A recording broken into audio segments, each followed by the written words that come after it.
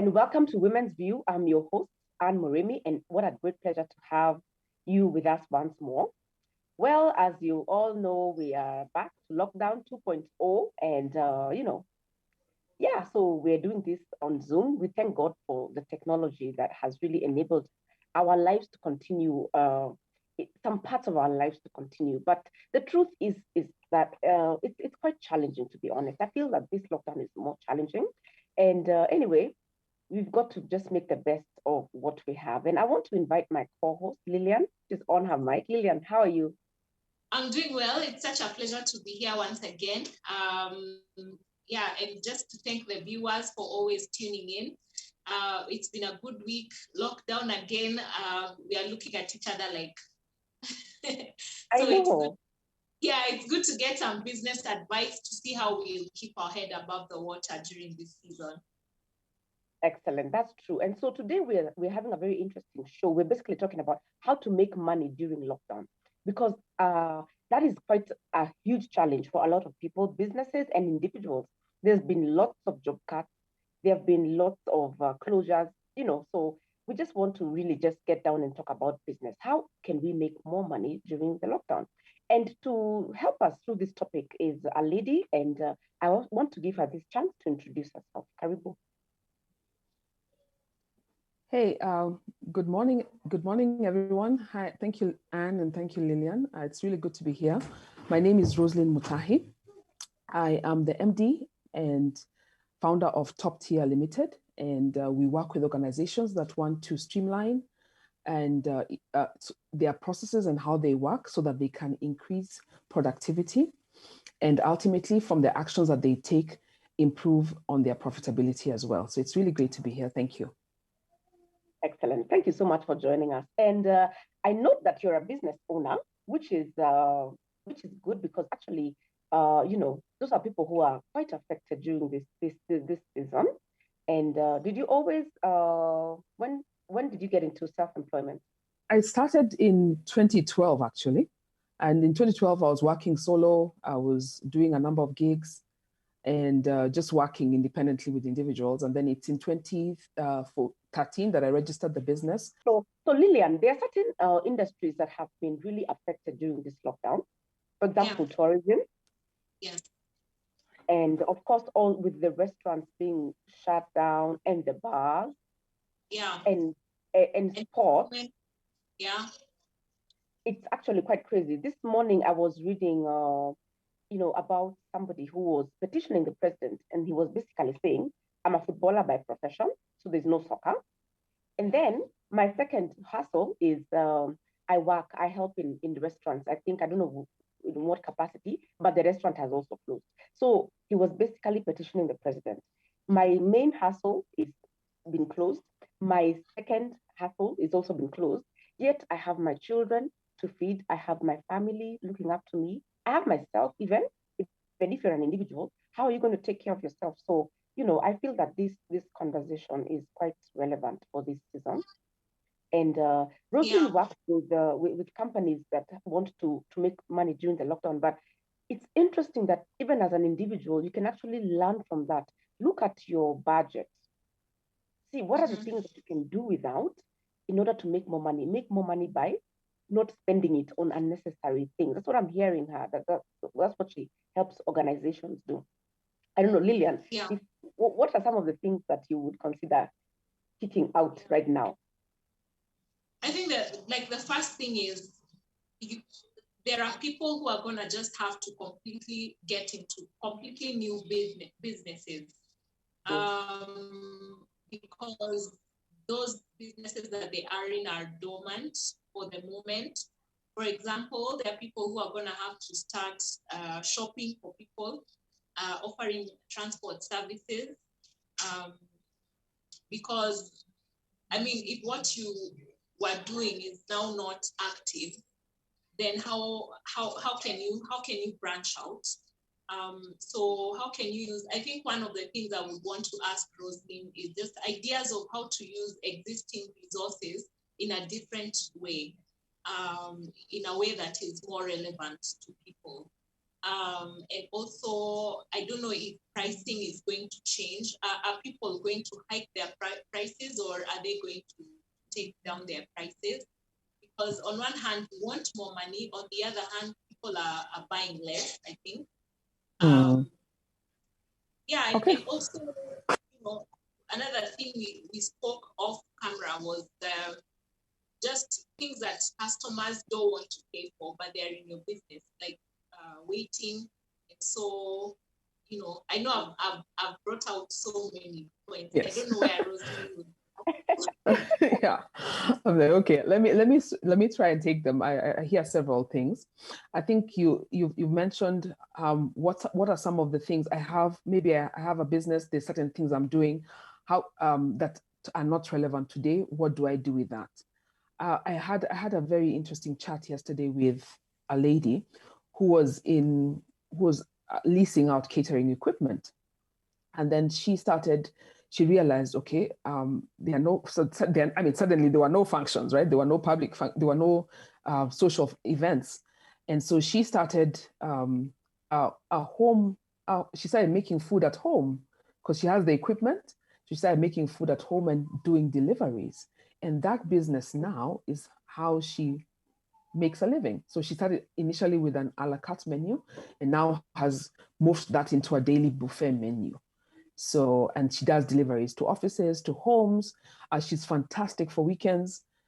So I thought that to myself, like, that's amazing. You have to find a way of, if you're in business, find a way of keeping your head above water. And I know a lot of people have people who are training, because there are people, the people who are in that kind of business, and I train as well. Then I had planned events. So I know, for example, there are friends of mine on the day of that the lockdown was announced, they had a training the following week. And so what they've done is that they've moved that online. And so just thinking, okay, how do I keep evolving? How do I, because we have responsibilities as business owners, we have people who work with us, we have overheads that we need to cover. So how do we keep evolving as a business? And I think one of just understanding that there's opportunities in some places, in some cases there are opportunities. In others, then you probably have to think a little harder to keep afloat and to keep in business. But I must admit, it's very I personally, when the announcement was made, I kind of covered my head and I'm like, I'm going back to bed.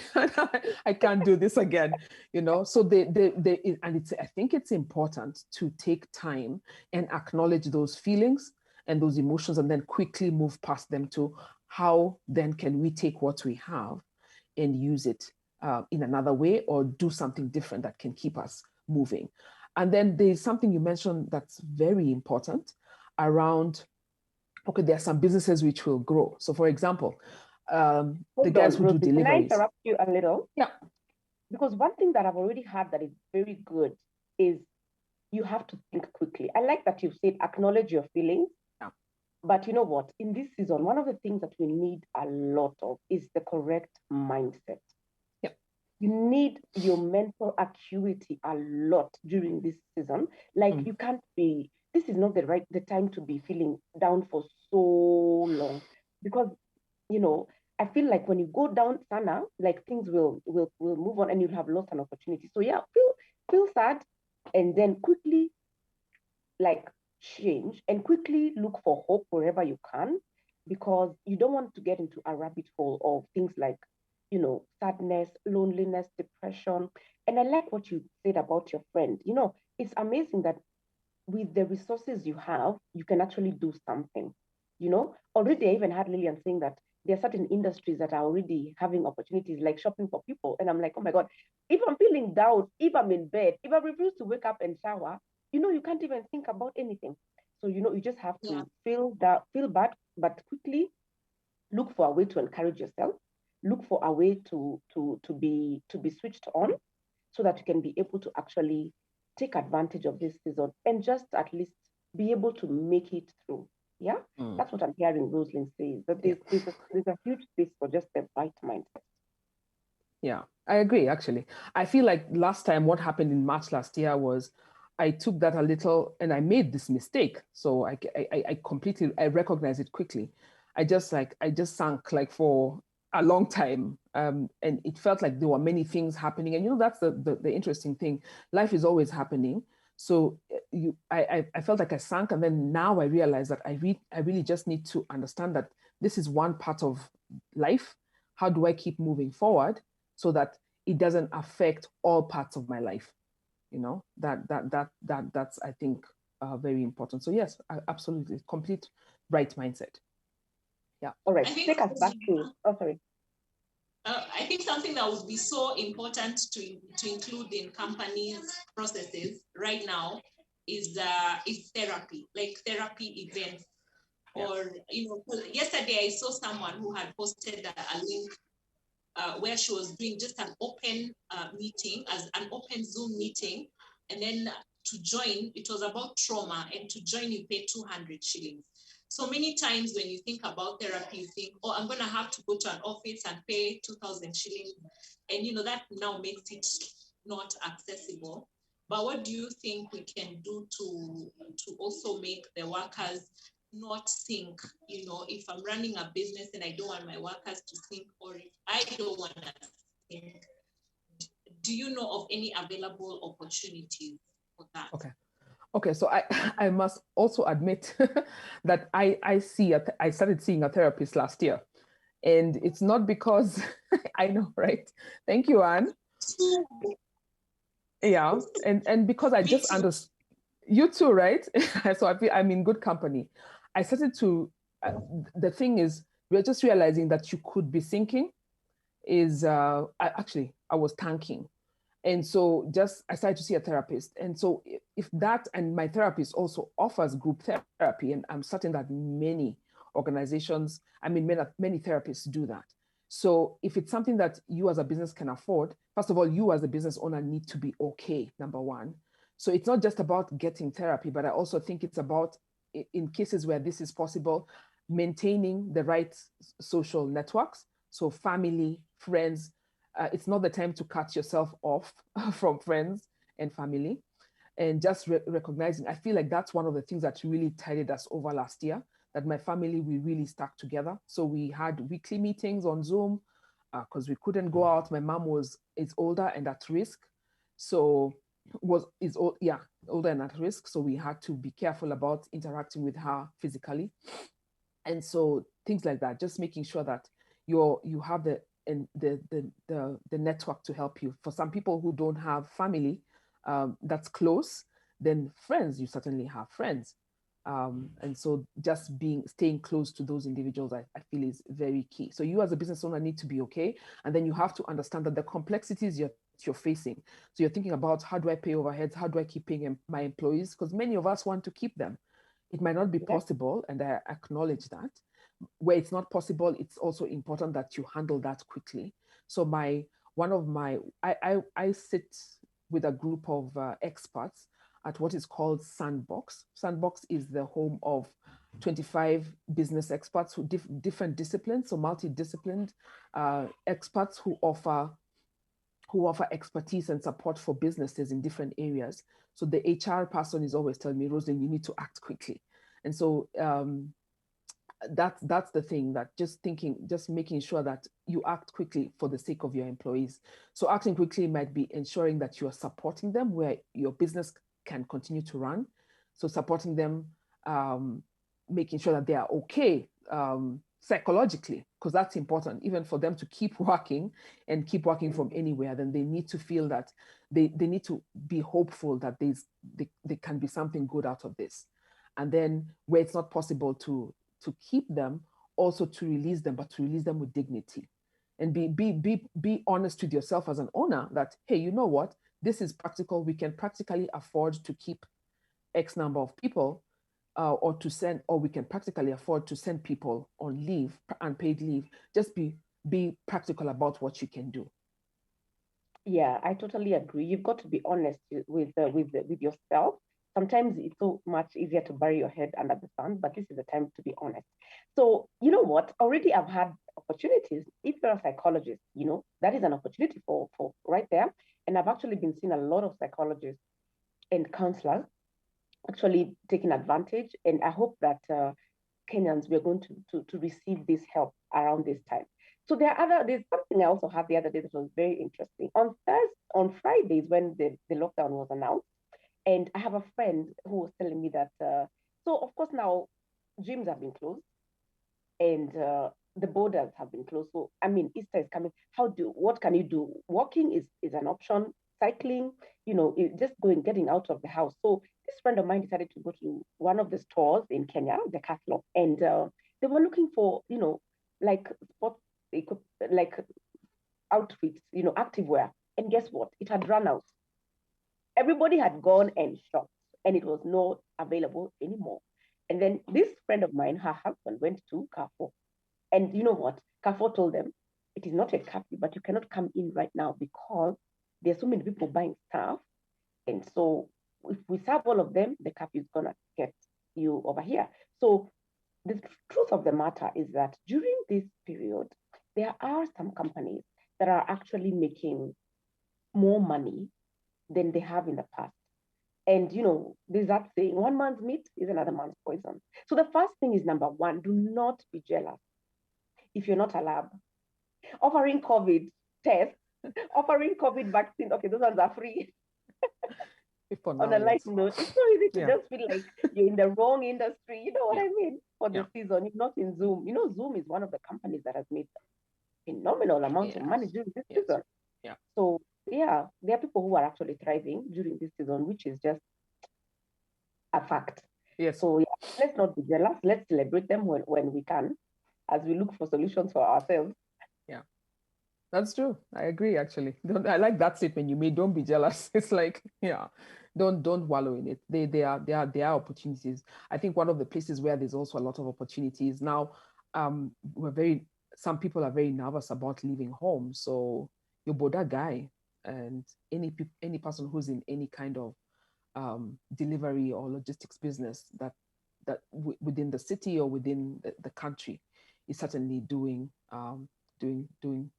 business. And I think that and I like the fact that many people are just understanding that that the business will keep coming, kept their rates like really. I mean, there are some organizations where it's almost that cheap to deliver, So that I feel like there is opportunity, and then there's one thing, you could milk it for what it's worth, but then people also remember. So milk it, yes, but then milk it within reason. I mean, make sure you cover your costs, you can pay your people, and if you're the border guy, you can pay yourself. And so just keep it moving, because the business will keep being there. I think a lot of other people, some people who've also made the opportunities in other things as well. I know many people have spent most of last year writing and doing new podcasts. And I think I know this because, at least with the writers, that a lot of people spend time writing, and now those books are making them money in this season. So especially there's a friend of mine who's written a book about navigating the early years of marriage. And with the increased, the escalated levels of violence, domestic violence, I mean, that's just having somebody who's able to shed light on what you're feeling or what you're experiencing in your marriage or in your relationship is fantastic. And she's coupled it with a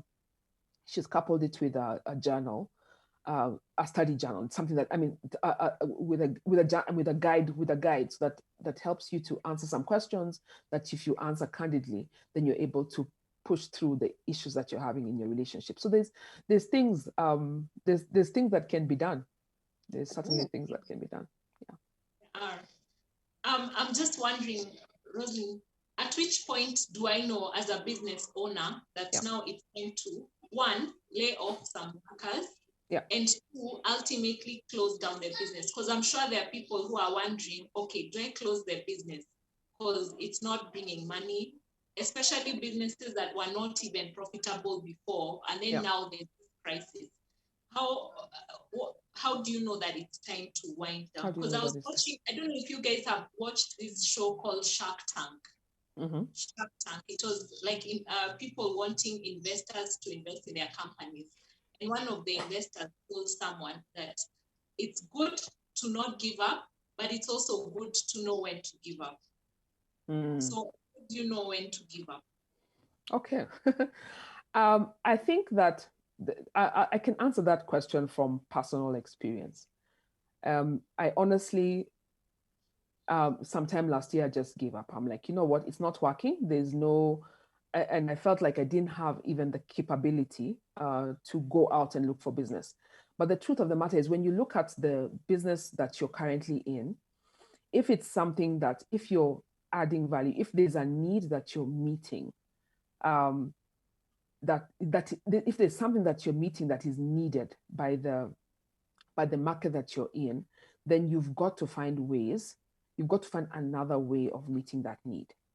I think the challenge is, and the challenge many times is that you give up quickly because you're like, it's too difficult, it's too hard. So I feel like the decision starts from the individual who's running the business. It's like, I have to decide, do I have the capability? Do I have the wits? Do I have the mind to keep running it? Do I just have the grit to keep running this right now? And maybe the answer to that is no. And maybe you need a pause. And if you need a pause, then your people need a pause as well, because but then there are also people, maybe you need a pause, but your people are not willing to give up. They're like, you know what, if we keep doing this, then we will push through it. So I think the very key as a business, as a leader, as an owner, that you stay in the frame of mind to keep your people moving forward. Number one. How do you know when it's time to slash salaries or lay people off? If there's absolutely no income coming in, the organization has no reserves. I mean, this is a very, for me, this is personally what I would do. Then you've got to figure out, can this job be done at the current volume? Are we doing anything? First of all, are we doing anything at all? The answer to that may be maybe yes or very little. So do I stop completely? If we're not doing anything, do we just need to stop? Maybe start by sending people on unpaid leave or something like that. And then decide then take decision based on what you're seeing, based on whether you are able to make adjustments quickly, decide whether it's time to let people go. Because it's also, there's the thing of, if you're keeping people there, then you're also perhaps keeping them from other opportunities. So you've got to decide quickly whether but I think if you have to know, is there a chance it'll come in? If you put your mind to it, yes. So first thing, is there a need that we are meeting? If the need is there, then okay, can we find another way of meeting this need? We could have done it in I know one business, I'll give an example so that it makes sense. I know one business that was running an 11-month program, and during COVID last year, condensed it to 1 day and 2 follow-up sessions. What? And they did that. Yes. Right? What? From 11 months. This is from 11 months. I'll give a shout out to them because they are experts at Sandbox. They are called Wild International, and they are they are strategy experts. So they help you think through. And when you're done with that program, you're basically coming out of it and saying, starting tomorrow, I have actions I can take to grow my business, or to increase my revenue, to set up what is needed to keep moving forward. And part of the reason I'm actually still here in business is because of that program. So I must say it today. I mean, because I think it's important that if you can find a way to deliver what you're currently delivering, you can find a different way to deliver what you're currently delivering, you need to do it. So that's really, I think that's important. I wanted to ask, is there, in your view, even you, Anne, do you sometimes think that employment is better than business, or business is better than employment? It's always a catch-22 for people in business. Sometimes think, wow, if I had a monthly salary. And then people in employment sometimes think, wow, if I had flexi time. I remember one time I met a friend who was running a shop in town. And so, of course, shop in town, that's rent, that's stock, that's, a lot of things, even electricity bill and all those other costs that come in. And I just felt like she was broke. Just to be quite honest, I felt she was broke, and I was advising her to close down and look for a job, or even if not to close down, just take your stock home and work from home for a job, money, which she didn't, because she really believed that she should have made it. But then I think a year later, she closed down. So I wonder if there's a point at which business owners are too ambitious. You know what I mean? And they need to close the shop and look for a job. What do you think?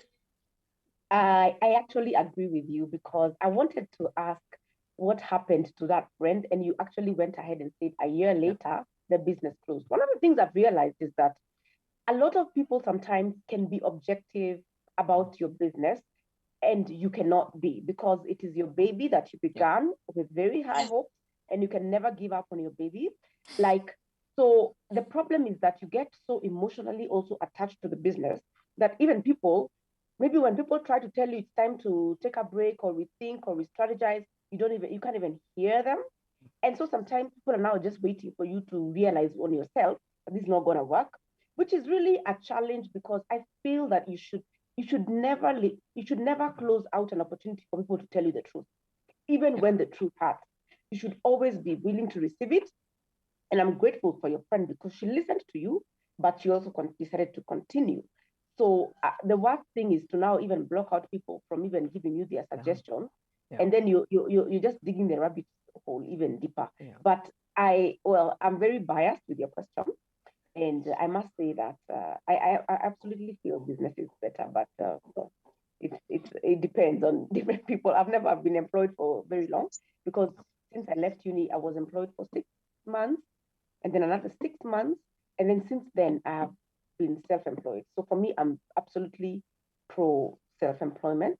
But it definitely has pros and cons, and it's not for everybody, because there are those days when in business, if you're a business person, you just have to be okay with having no cash. I mean, it's such a part of life. I laughed when you said that your friend was broke, and I'm like, yeah, that is true. Yeah. It is so real. Yeah. But one of the tips that I can even offer right now to individuals and companies is, because I'm in the insurance industry. Well, if you're not going to be using your vehicle for like a period that is confirmed, let's say a month, 3 months, consider suspending your cover. You will not get your money back, but you're going to make your money go longer. Yeah, because you're going to say, this car is parked for the next 3 months. Some companies have actually been very clear in communication and said that we're not going to have you coming back to the office for the next 1 year. And you have a vehicle which you use, but now you find it in the garage more. And you don't want to either make it an Uber or whatever. Just suspend the insurance if you're not using it, so that next year you don't have to now look for money for insurance for a few months. Those are tips that you need to get, many, many tips like those, to be able to bring back money into your pocket in a way. You know what I mean? Yeah. I like that. That's really practical. I didn't know that about insurance. They have these different. I think what matters the most is what your plans are, what your plans are, what your goals are, and how either of those are meeting whether a job or running a business, how those are meeting your goals. Because I know that there are many people who are in employment who also run a business, right? Yeah. So and they probably do it because what's that? That's the sweetest spot. It is, right? Yeah. So because then they are guaranteed of that. I mean, well, in some instances, in many instances, they are guaranteed of the paycheck, but then there's also the experience from running your own business. So it depends on your personal goals. And I think that one of the things that we did, that the reason I got into business is because I saw the need. So there's the when we work with processes and when we help organizations streamline, you actually help them to save money, and the need is there. And where I was working was a large organization, and they could afford to do this, and certainly a lot of organizations need this as well, and provide understanding that there's an opportunity for organizations to streamline how they do what they do, to become more productive with the resources that they have. So one of the things, for example, is do we need two people doing a job that can be done by one person if you just combine some roles? It's just helping organizations look at that. And it's not to say that now we get rid of the second person. It's saying, okay, perhaps we need extra capacity in another department, in another function. So then you're releasing resources, because human resource is just that. It's a resource. You pay for it as a business owner, so you need to use it most efficiently. You need to make sure that it's and it's not at the expense of people, because you have to value the people as well. But it's like, how do we take the people that we have? How do we take the skills that they have and bring that best to the workplace, bring that best to the organization, so that they're serving us. So the thing is that small organizations need this, large organizations need it as well, because they have different challenges that can be addressed with productivity. By increasing productivity. So to be honest, the answer to that is that it depends. It depends on your personal goals, and it also depends then on your drive. Because I'll be honest, they are, as a business owner, where you used to work before. I mean, that's always such a surprise. Where I used to work before, there was an IT guy. Today, if there's something wrong with my computer, I need to figure it out. That's just the reality of it. Yeah. So, and then you could think that magically sales come into the organization because you have operations to run, you're serving customers. But the truth of the matter is, if you're running your own business, then you have to bring in the business. So you are the sales.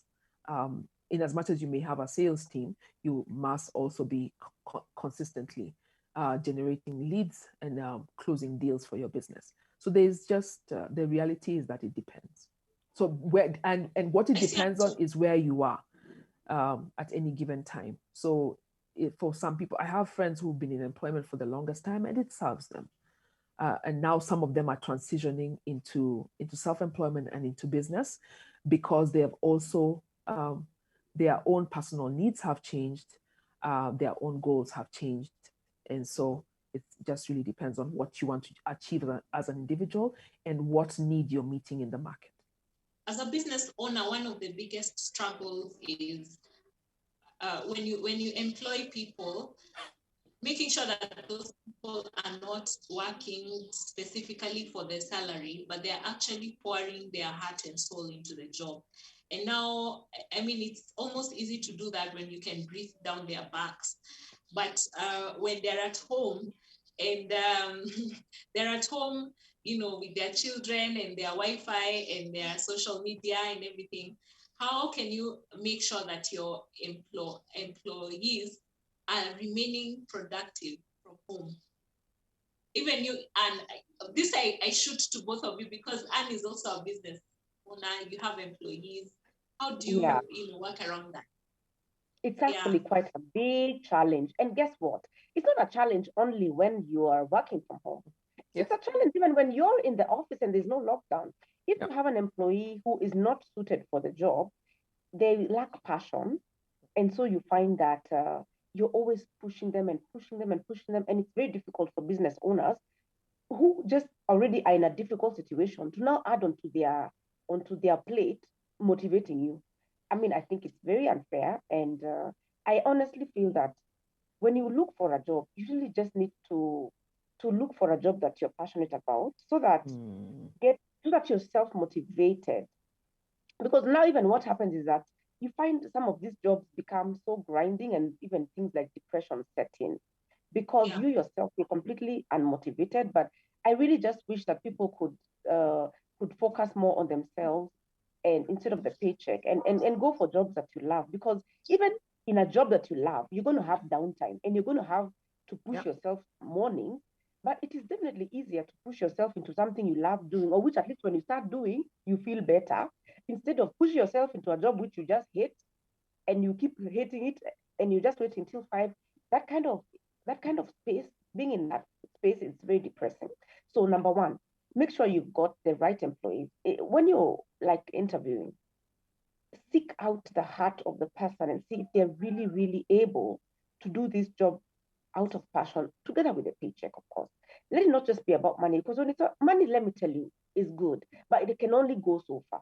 It reaches points where it just doesn't move anymore. Even if you give the person a salary increase, they're still not motivated to work because they hate the job.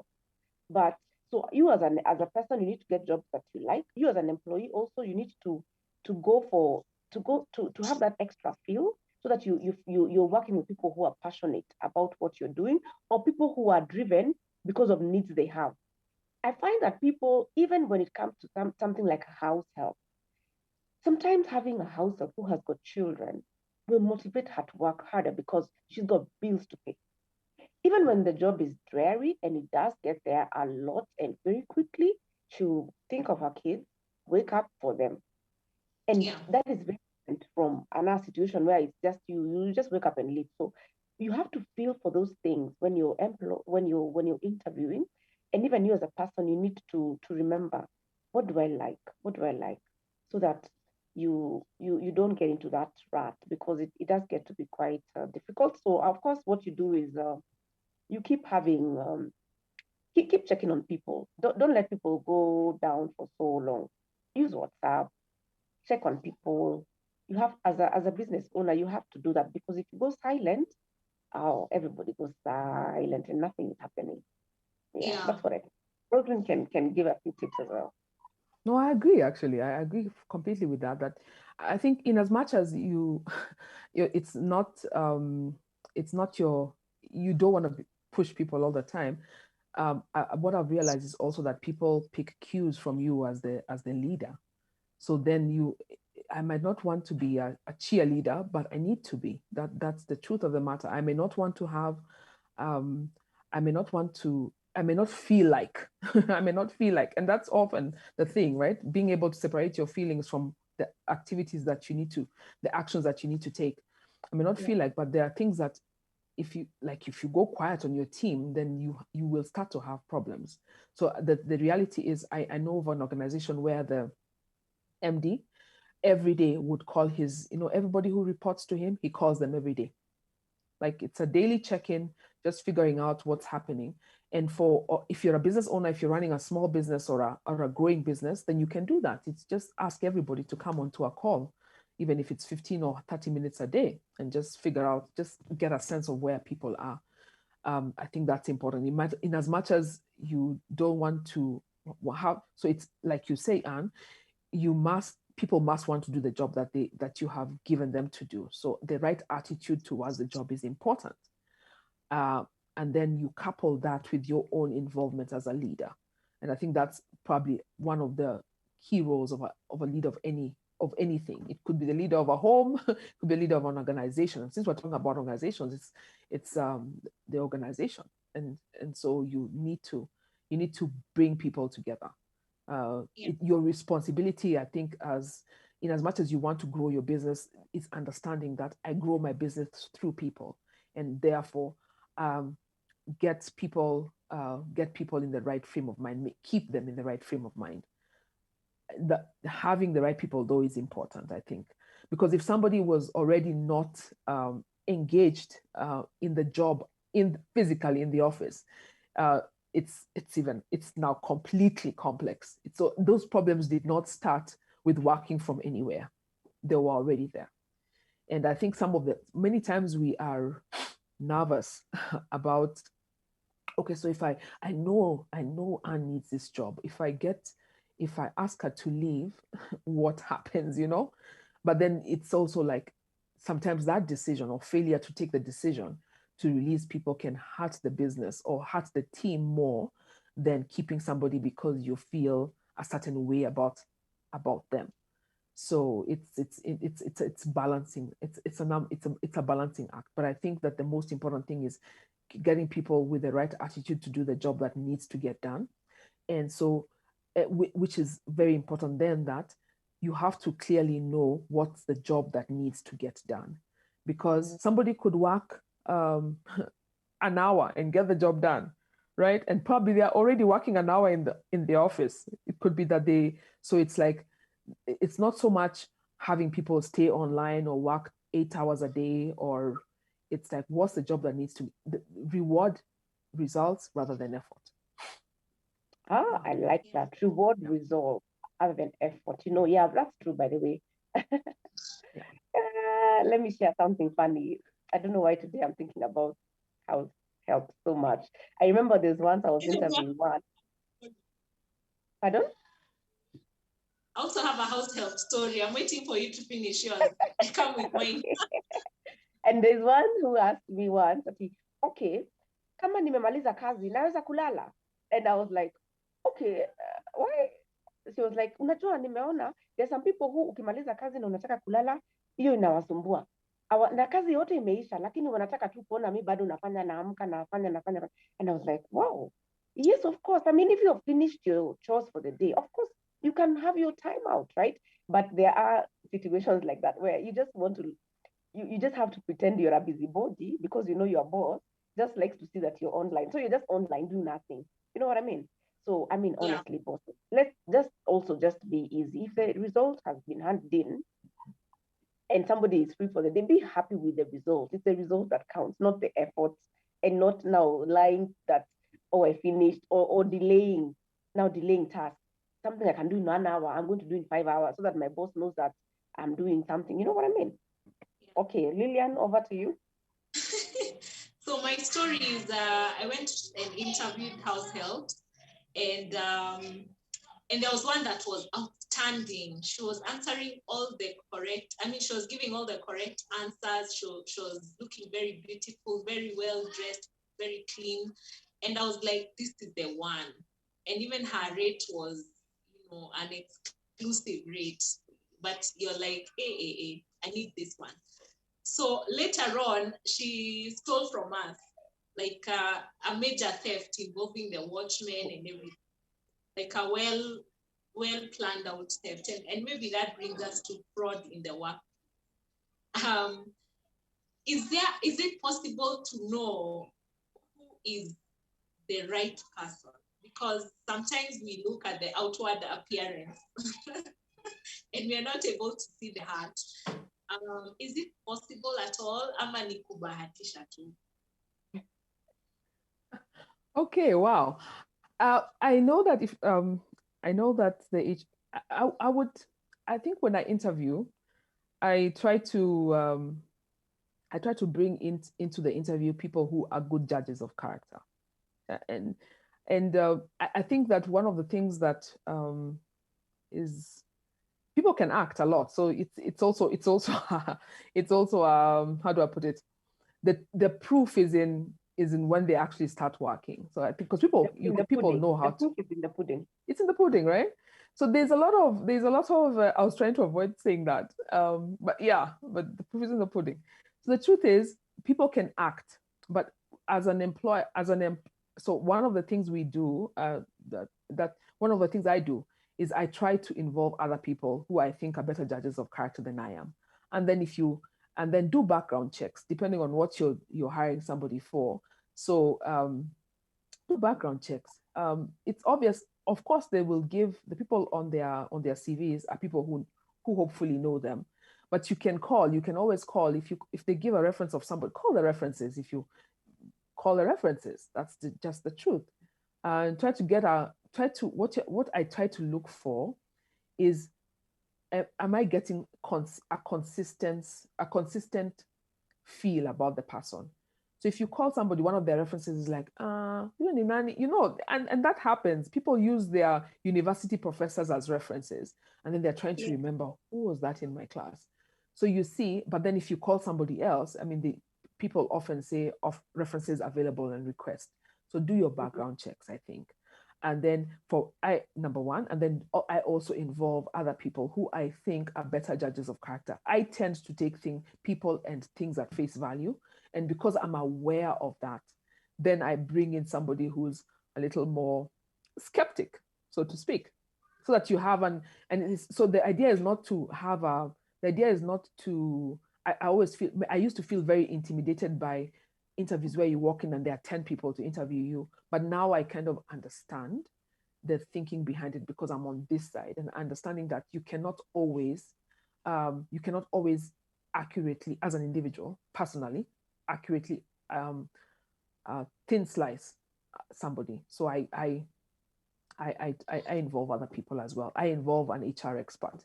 I think just knowing that, knowing yourself and knowing what you can accomplish, what your limits are, so to speak, then you involve other people who can help you reach the goal that you want to reach.